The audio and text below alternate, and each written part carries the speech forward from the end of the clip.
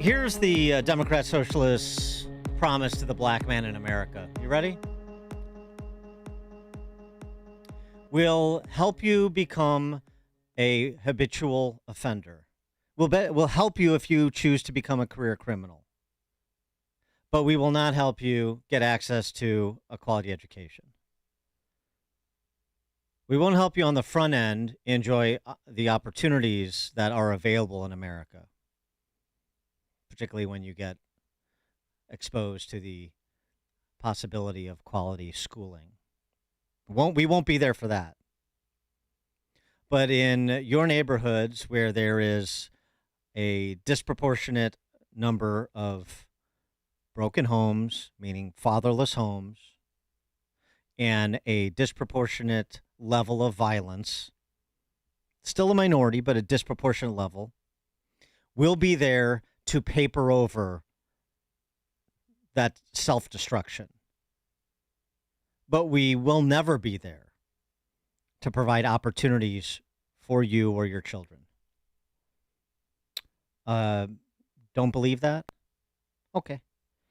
New York lawmakers passed the Clean Slate Act, which will seal most criminal records.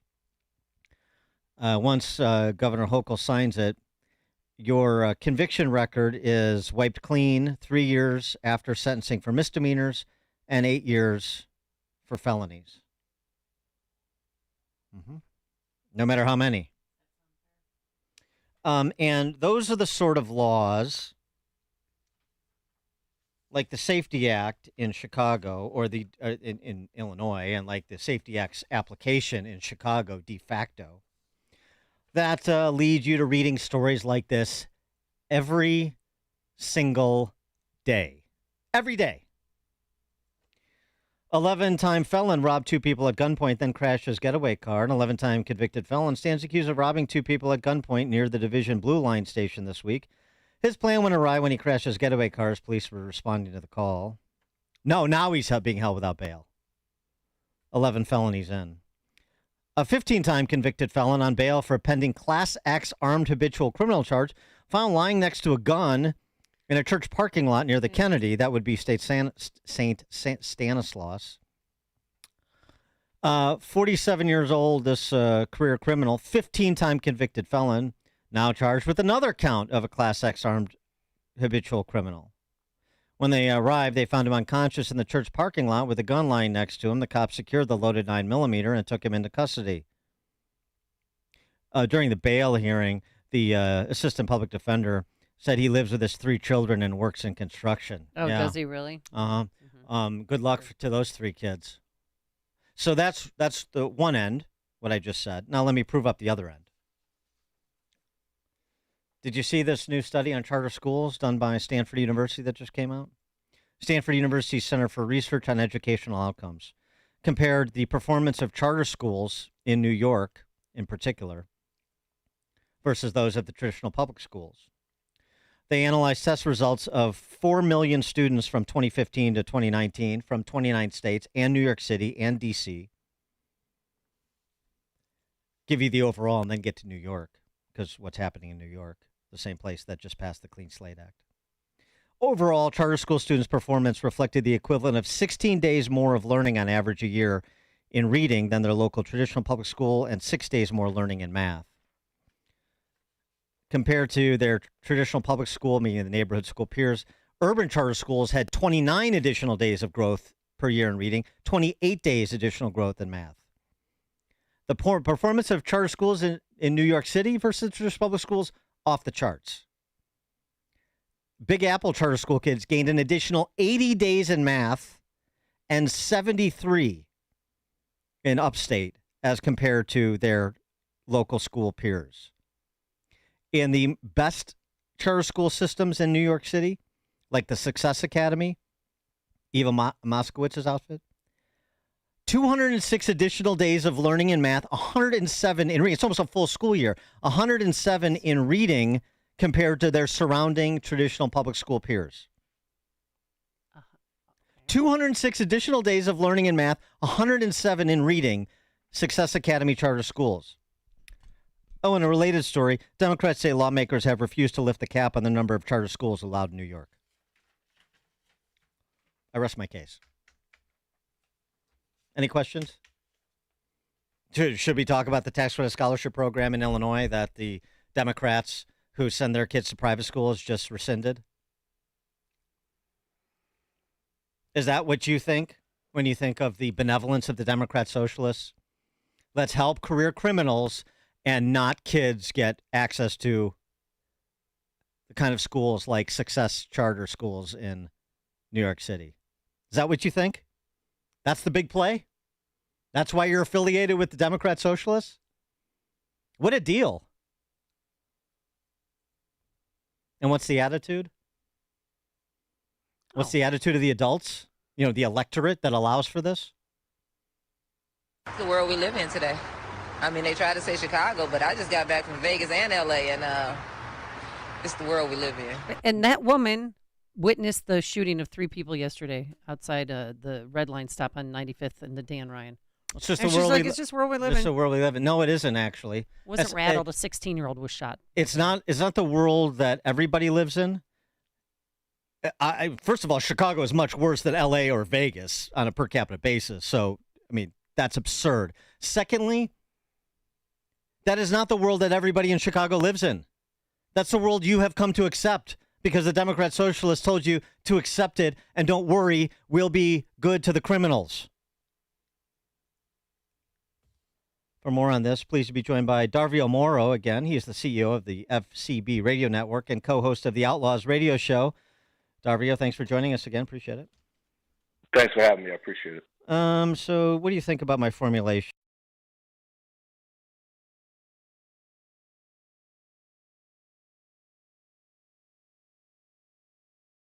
About this over the weekend.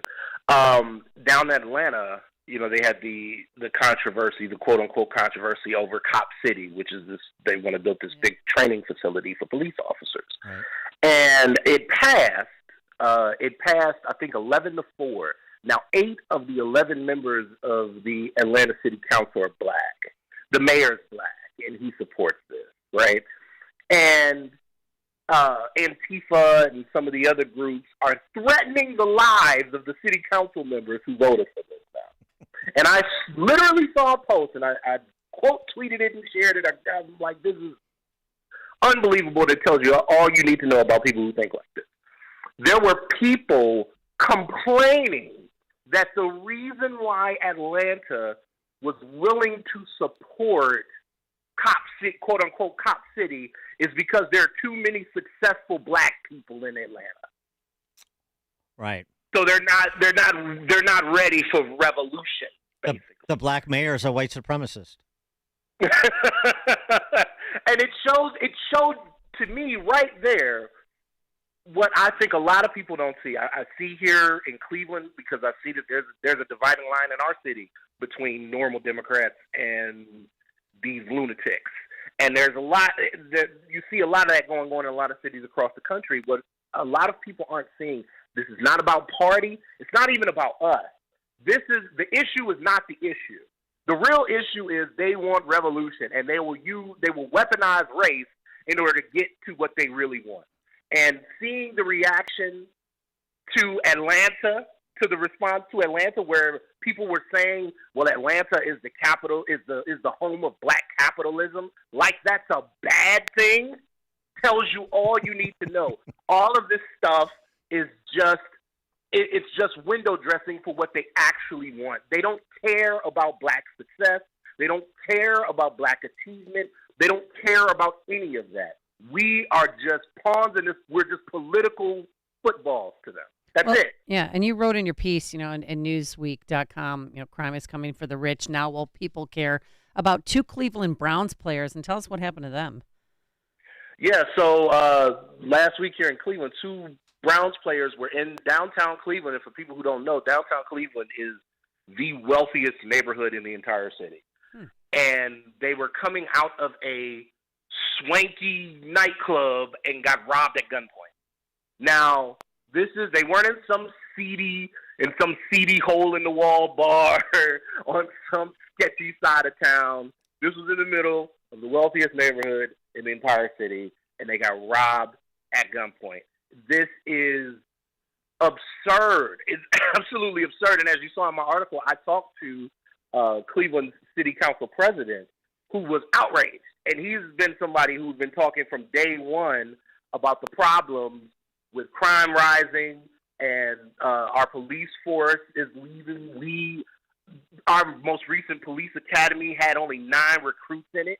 Like, it's absurd right now what's going on in these cities, and this is unsustainable. It's not sustainable long term. So how do we get to the black entrepreneur, the black professional that lives in the urban center and is voting for people that are focused on the Clean Slate Act, but not focused on young people's education, particularly young minorities' education? I just don't. Somebody has to tell me how you penetrate the consciousness there.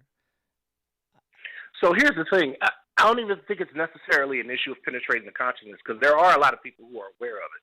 The problem is that a lot of times on the local level, people don't have many options as far as folks who are interested in addressing those issues.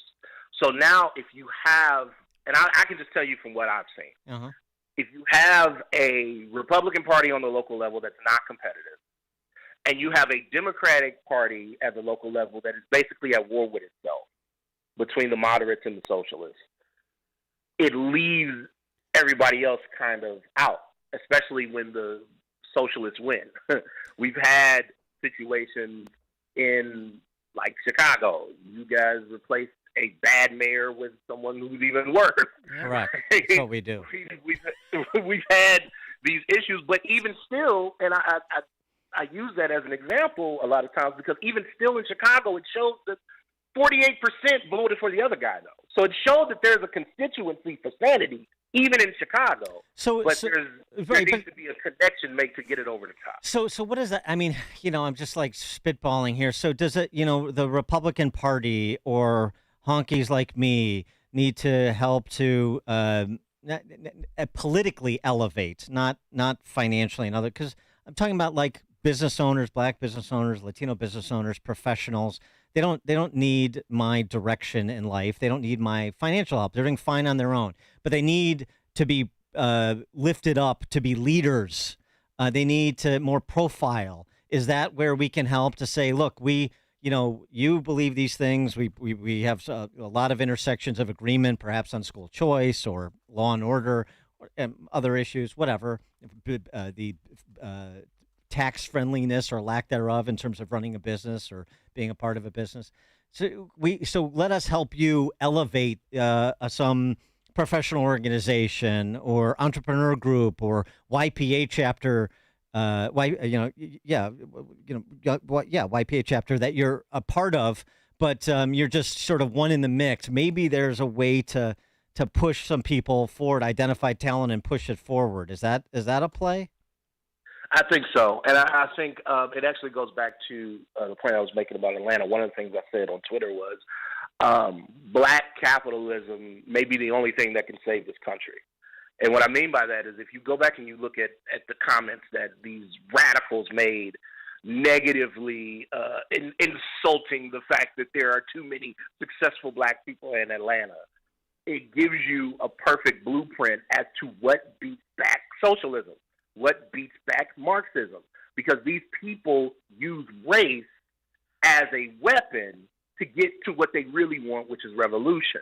Well, that doesn't work if the conditions aren't there to make your complaints at least somewhat legitimate. What about the? So go ahead. Sorry to interrupt, but what about the education piece too? I mean, so we have. I just mentioned it in passing. Maybe you know this, and we had a K through 12 tax credit scholarship program. Mainly benefited lower income families in the state, and a combined plurality minorities. But some low income white families benefited too, and this was, of course, offensive to the teachers union. But what about telling their stories? I mean, you're talking about. I think there's something on the order of 10,000 kids currently on scholarship. Is it political malpractice in your view for the Republican Party, for black professional organizations, for whoever wants to tell the story. Somebody has to tell these stories. If you're not telling these stories and amplifying the plight of these families, then you're not there when they need you. And so why should they trust you? It's actually political malpractice not to tell those stories. Exactly. That's goes kind of to a point that I made on the show the first time that I came on. Like, it doesn't matter if you're for school choice if no one knows about it and no one knows and understands the impact of it unless you're actually participating in the system. So that is definitely a story that needs to be told. And it needs to be, I think the problem sometimes on these issues is there aren't enough people who make the case publicly that what we support on this issue is in your best interest. And the people who say they support you are supporting things that are not in your best interest. And we don't make the argument in that way. You know, you hear more things like, oh, you need to get off of that Democrat plantation and all of that foolishness, instead of making the case that this particular policy or that particular policy is better for you than the policies that the other guys have. Mm-hmm. Yeah. Yeah, pretty simple. All right, we're going to continue to effort here in Chicago. You continue to effort there in Cleveland. Darvio Morrow, CEO of the FCB Radio Network, co-host of the Outlaws radio show as well. Darvio, thanks as always. Appreciate it. Thank you so much. I appreciate y'all. Thank you, and he joined us on our turnkey.pro answer line. If you're